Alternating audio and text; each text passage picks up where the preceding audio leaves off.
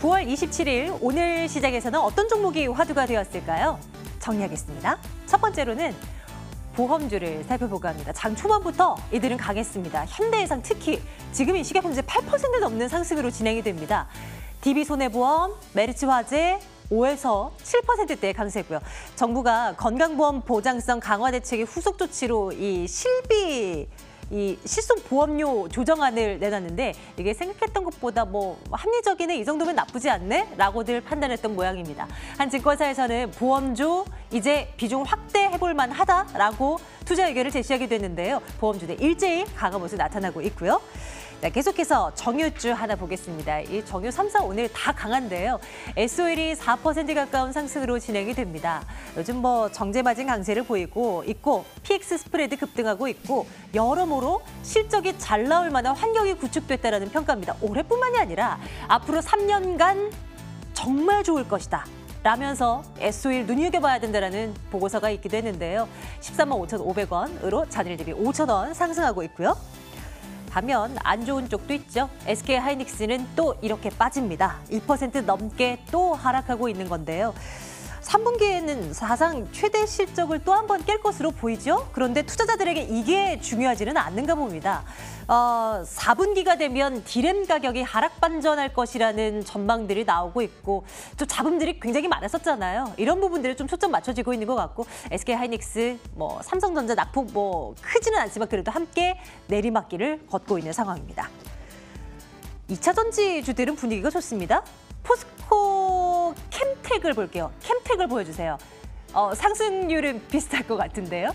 포스코 캠텍, 외국인 투자자들의 순매수가 유입되고 있습니다. 오늘은 그 외국계 창고를 중심으로 해서도 순매수가 연일 유입이 되고 있더라고요. 흐름 좋습니다. 주가가 우상향하고 있는 가운데 6% 넘는 상승으로 진행이 되고 있고요. 52주 신고가 기록하고 있는데 이거 지금 살까요? 고민 잠시 후에 들어가겠습니다. 면세점주 볼까요? 정부가 내년 5월이나 6월쯤에 입국장 면세점을 도입하겠다라고 합니다. 요즘은 이제 지금까지는 출국장에서만 면세점을 이용할 수 있었잖아요. 물건 바리바리 사도 이걸 해외여행 내내 들고 다녀야 된다는 불편함이 있었는데 앞으로는 이런 소비 불편함 줄이고 또 해외에서 소비하는 것 말고 국내 쪽으로 그 소비를 좀 돌리자라는 취지하에 정부가 또 추진을 한다고 합니다. 단 대형 업체들에게 주지는 않을 것 같고요. 중소 중견 업체들에게 입국 면세점을 주지 않을까 싶은데 이거 빼놓고 보더라도 요즘 면세점 업황이 참 좋아서요. 일제히 강한 모습 나타내고 있습니다. 전략 챙길게요.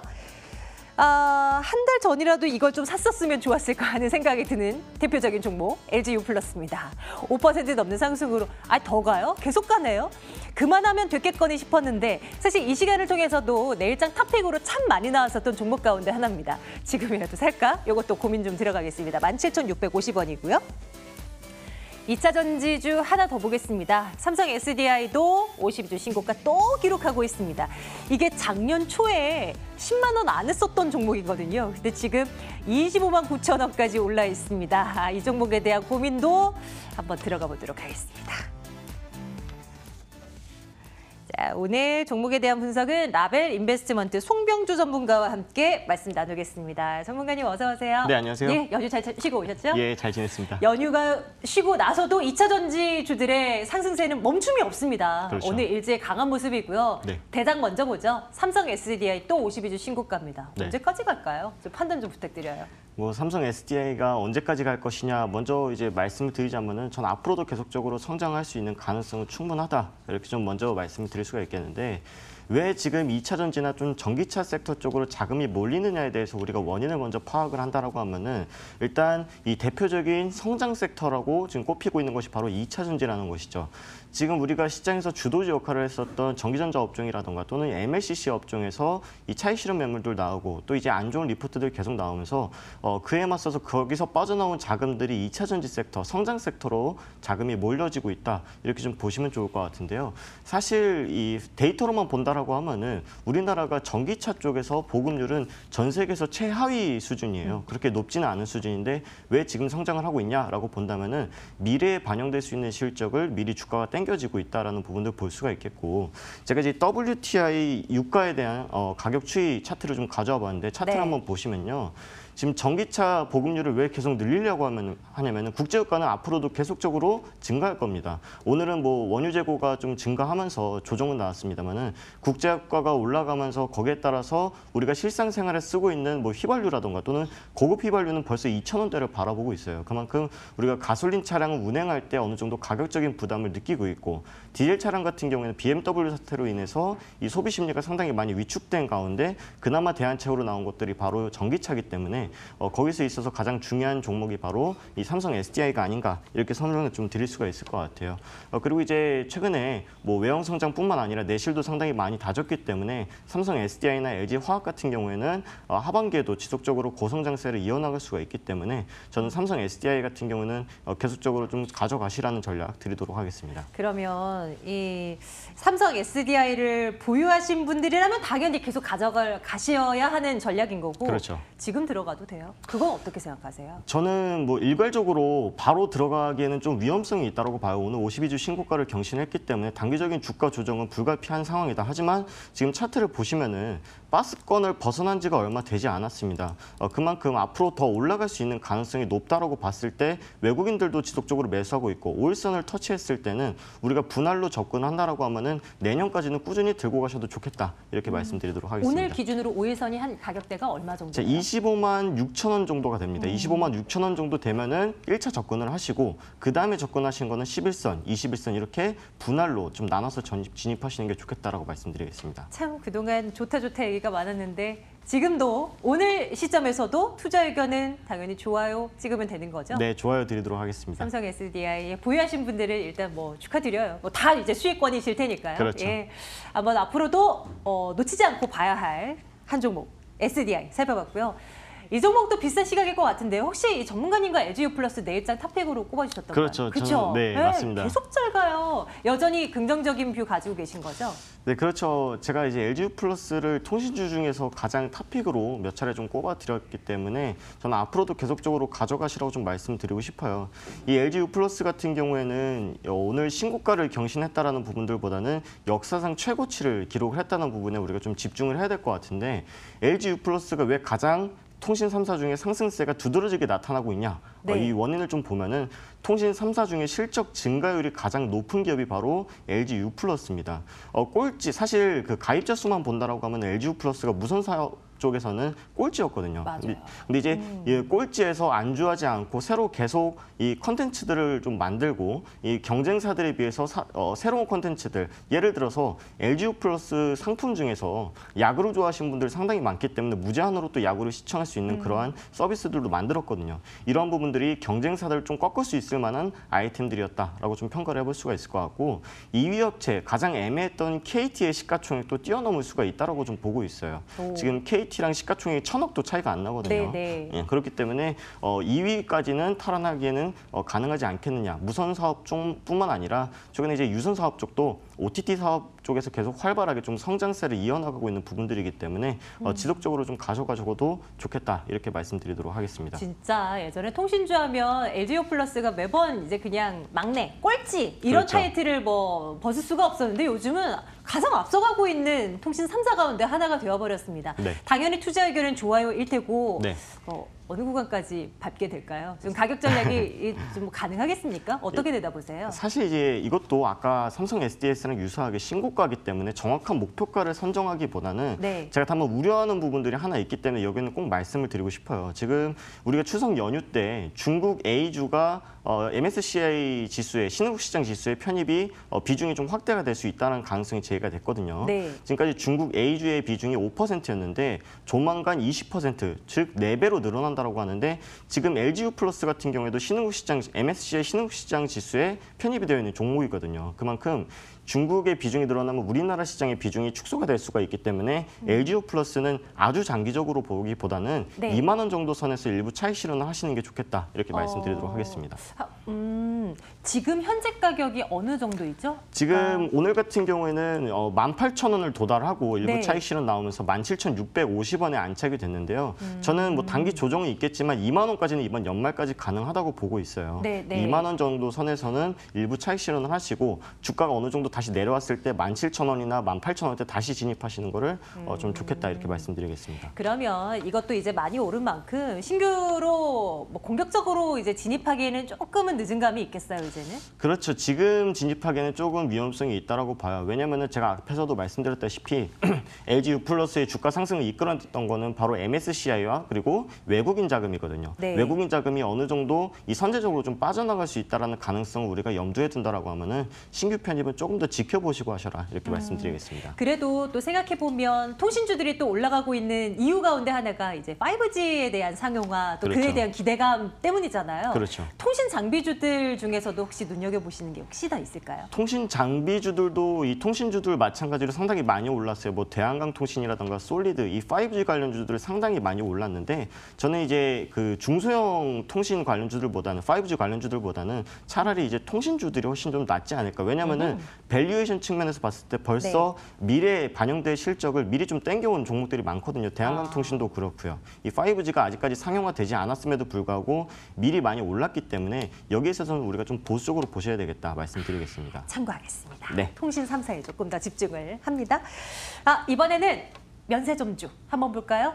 뉴스가 뭐 이거 얘기 많았었잖아요. 근데 이제 내년 6월 즈음에서 입국장에 여행 다녀와서 인천공항에서 면세점을 이용할 수 있게끔 하겠다라는 뉴스가 하나 잡혀 있고요. 또 뭐 중국 관광객들이 뭐 늘어나서 뭐 면세점 업황이 좋다는 얘기는 뭐 이제 최근 들어서 많이 있는 것 같고 면세점주 어떻습니까? 괜찮습니까? 면세점주 이제 말씀하신 대로 오늘 반영된 재료는 두 가지예요. 이제 입국 면세점 이게 도입이 된다는 재료와 그다음 두 번째로 이 10월 초에 중국의 국경절이 있습니다. 한 열흘 가까이 되는데요. 그 네. 두 가지 재료가 합쳐지면서 오늘 면세점 관련주들 대부분 좀 강세를 좀 보였습니다. 근데 첫 번째 입국장 면세점 도입에 대해서 좀 자세하게 살펴보면은 네네. 이게 중소기업 또는 중견기업에 한해서만 도입이 되고 그다음에 1인당 구매 제한 액수를 $600 정도로 제한을 하겠다라는 내용들이었거든요. 뭐 지금이랑 똑같은 거죠? 그렇죠. 근데 이제 그 부분이 사실 엄청나게 큰 경제적인 효과를 좀 보기에는 어려운 수준이라고 봐요. 예를 들어서 우리가 신혼부부들만 보더라고 하더라도 우리가 여행 갔다 올 때 뭐 가족분들 선물이라던가 또는 쇼핑 조금만 하더라도 $600는 금방 넘어버리거든요. 근데 이제 거기에 진입하는 이게 거기에 들어가는 기업들 같은 경우는 중소기업들이고 우리가 좋아하는 뭐 명품 브랜드들 이런 부분들이 입점을 하는 것이 아니라 미래 성장성이 있는 그런 기업들 위주로 입점을 시켜주겠다라고 했기 때문에 경제적으로 봤을 때 당분간 그렇게 좀 폭발적으로 성장하기는 좀 어려운 부분들이 있는데 근데 지금까지 이 사드 리스크 때문에 면세점 기업들이 상당히 안 좋았잖아요. 근데 그중에서 대형 면세점 같은 경우에는 이 사드 리스크가 조금 더 조금씩 이제 풀리면서 어느 정도 실적이 개선되는 모습들 보여줬거든요. 하지만 중견 기업들 같은 경우에 사드 리스크 때 상당히 좀 버틸 만한 자금 여력이 되지 않았기 때문에 왜냐면 이제 면세점들 같은 경우 리베이트 같은 걸 좀 줬거든요. 뭐 판매액의 10%에서 30%는 뭐 가이드라던가 또는 운전 기사들한테 좀 리베이트를 줬던 부분들이 있기 때문에 실적에 상당히 또 재무적으로 상당히 타격이 컸기 때문에 저는 대형 면세점 관련주들에 좀 집중을 하셔라 좀 이렇게 말씀을 드리고 싶습니다. 예전에 전문가님과 면세점주 얘기를 나눴었어요, 그렇죠? 그렇죠. 그때 호텔신라 말씀 주셨던 기억이 맞아요? 맞습니다. 맞아요. 여전히 그 호텔신라에 대한 뷰는 좋게 보시는 거고요. 네, 호텔신라 그리고 이제 하나 더 말씀드리자면 이제 네. 하나 갤러리아 타임월드라고 있습니다. 오늘 되게 많이 올라가더라고요. 그렇죠. 이제 하나 갤러리아 타임월드 호텔신라의 공통점이 뭐냐면은 이 사드 리스크 때 외형 성장보다는 이 좀 내실을 많이 다져서 재무 구조도 상당히 많이 개선됐던 기업들 중 하나다 이렇게 좀 설명을 드릴 수가 있겠는데 하나 갤러리아 타임월드도 마찬가지로 중국에 대한 타격을 입었던 기업이에요. 하지만 이 제주 면세점에 대한 사업은 폐지를 하고 오히려 지금 시내 면세점에서 사업을 좀 더 강화를 하면서 내실을 다졌고 실제적으로 실적도 잘 나왔던 기업들이기 때문에 이번 연말까지는 그 두 기업 정도는 지켜보셔도 좋겠다 이렇게 말씀드리겠습니다. 좋습니다. 투자 의견은 그래도 뭐 어떻게 갈까요? 좋아요 갈까요? 아니면 선별적으로 이제 투자를 해야 되기 때문에 글쎄요라고 말씀드리면서 아까 제가 말씀드렸던 그 두 종목 정도는 관심 갖고 호텔신라요? 보셔라 이렇게 말씀드리겠습니다. 하나 갤러리아 타임월드 눈여겨봅니다. 계속 보겠습니다. 이번에는 2차전지 관련주 하나 더 볼까 하고요. 포스코 캡텍 보겠습니다. 예쁘게 우상향하고 있는 이 종목은 어떻습니까? 역시 뭐 좋은 얘기 하실 것 같아요. 그렇죠. 이제 포스코 켐텍도 아까 말씀드렸던 이제 삼성 SDA랑 마찬가지인 섹터죠. 이 2차 전지에 관련돼서 이 부품을 생산하고 있는 업체인데요. 우리가 2차 전지에서 가장 중요한 핵심 부품은 4가지 정도로 꼽힙니다. 양극재, 그리고 포스코 켐텍이 생산하고 있는 음극재, 그리고 전해질이라든가 분리막 이 4가지 정도로 보고 있어요. 근데 이제 포스코 켐텍이 포스코 내 계열사지 않습니까? 근데 이제 포스코에서 새로운 이제 회장이 취임을 하면서 2차 전지에 대한 사업을 좀 확장을 해나가면서 키울 때 포스코 켐텍한테 양극재 사업을 좀 밀어주지 않을까 이런 기대감이 시장에 반영이 됐었는데 실제로 까놓고 보니까 포스코 켐텍이 아니라 포스코 ESM한테 양극재 사업을 밀어줬거든요. 그렇기 때문에 포스코 켐텍 같은 경우에는 여기에 대한 실망 매물로 주가가 잠깐 쉬어가는 모습들도 보여줬지만 최근에 다시 한번 이야기가 나오고 있는 것들이 바로 포스코 ESM과 포스코 켐텍의 합병에 대한 이슈거든요. 네. 합병이 됐을 때 시장에서 상당히 규모가 큰 양극재, 음극재를 둘 다 포스코 켐텍이 잡는다라고 하면은 현재 밸류에이션 측면에서는 고평가라는 이야기가 나올 수도 있겠지만 앞으로 고성장을 해나갈 수 있는 부분들이 주가에 선 반영될 수 있다. 이렇게 봤을 때는 앞으로도 주가가 충분히 더 올라갈 수 있겠다. 이렇게 말씀드리도록 하겠습니다. 그럼 뭐 투자 의견은 당연히 좋아요로 가야 되겠는데요. 네, 좋아요 드리도록 하겠습니다. 많이 올라갔지만 그것을 합리화시킬 수 있을 만한 이슈가 있는 종목이라는 말씀이시죠. 네. 포스코 캡텍 눈여겨보도록 하겠습니다. 내일장 탑픽 하나만 꼽아주세요. 어떤 걸 더 눈여겨볼까요? 저는 포스코 켐텍을 탑픽으로 드리도록 하겠습니다. 네, 그 정도로 뭐 좋게 보시는 종목 눈여겨보도록 하겠습니다. 늘 좀 토픽에서 나온 종목들이 잘 가더라고요. 네네. 포스코 캡텍 눈여겨보고요. 장 마감 임박해오고 있습니다. 어떻게 마무리되는지 안신 앵커 만나러 가겠습니다.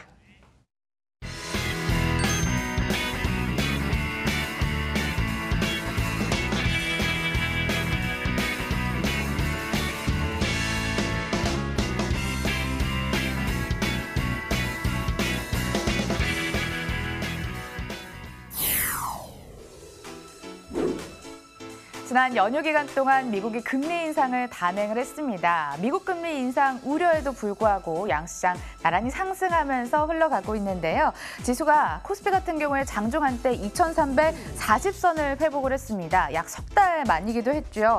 2,354선까지 터치했는데요. 고가 부근에 와 있습니다. 0.63% 상승하면서 2,353선에 장을 마칠 것으로 전망이 되고 있습니다. 코스닥도 견조한 수준의 상승 흐름을 보여줬습니다. 장 초반 급격하게 상승한 이후 오름세를 내내 유지해 왔고요. 0.59% 상승 흐름을 보이면서 이틀째 무난하게 상승 흐름을 이어가고 있습니다. 832선에 장을 마칠 것으로 전망이 됩니다. 시가총액 상위 종목 살펴보도록 하겠습니다. 종목별로 편차가 나 보이는데요. 하지만 삼성전자 장중 내내 어두운 표정을 짓다 상승 우위로 전환에 성공을 했습니다. 0.21% 상승 흐름을 보이면서 47,500원 선에서 마칠 것으로 전망이 되지만 SK하이닉스의 낙폭이 큽니다. 2.35%에서 돌아올 수준을 보이지 않고 있으면서 74,900원에 장을 마칠 것으로 보입니다. 반면 삼성바이오로직스 매우 강한데요. 3.02%나 오름세를 보이고 있습니다. 코스닥 시가총액 상위 종목도 함께 살펴보도록 하겠습니다.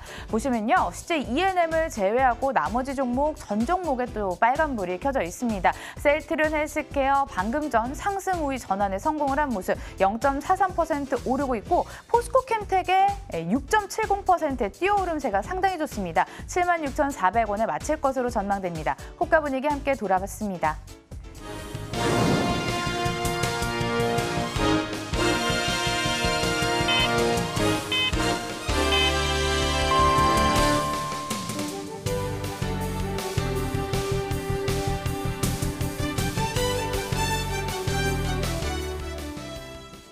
9월 27일 마감 상황 정리해드리도록 하겠습니다. 미국이 올 들어 세 번째 금리 인상을 단행했지만 국내 증시 시장이 예상했던 수준에서 크게 벗어나지 않자 크게 동요하지 않는 모습 보였습니다. 나란히 상승 전환에 성공하면서 장을 마감했고요. 코스피는 0.55% 상승세 2,355선에 장을 마감했습니다. 코스닥도 0.62%까지 뛰어오르면서 833선에 종가를 형성했습니다. 수급 보겠습니다. 금리차 확대에 따라 외국인의 자금 유출이 진출이 우려가 됐지만 외국인은 이 아랑곳하지 않고 현 선물 시장 모두에서 사절을 외쳤습니다. 코스피 시장에서 외국인 1,000억 원 넘는 매수 우위로 집계가 됐고요. 기관은 갈팡질팡하는 수급을 보이다가 362억 원의 매도 우위, 개인이 닷새째 팔면서 1,077억 원의 매도 우위를 기록했습니다. 코스닥의 수급 함께 살펴보도록 하겠습니다. 외국인의 매수가 엿보이는데요. 140억 원 샀고 개인도 이에 따라서 182억 원 동참하면서 매수 우위로 집계가 됐습니다. 다만 기관이 엇박자 수급을 보이면서 247억 원의 매도 우위를 기록했습니다.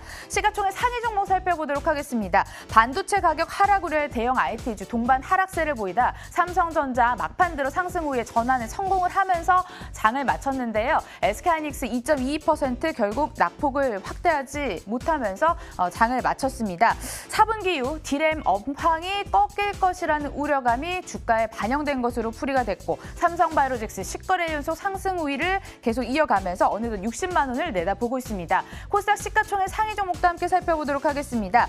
제약바이오 업종 다소 상기된 분위기를 보였는데요. 셀트리온 헬스케어, 신라젠, HLB 같은 종목들이 나란히 강세를 보이면서 장을 마쳤습니다. 특히나 신라젠은 외국계 매수 유입과 함께 주가는 어느덧 한 달 새 약 50% 이상 급등하는 모습을 보이기도 했습니다. 신약 임상 3상에 돌입한 HLB 2.90%의 강세, 포스코켄텍 장중에 신고가를 경신하면서 76,400원에 장을 마쳤습니다. 마감 분위기 함께 돌아봤습니다.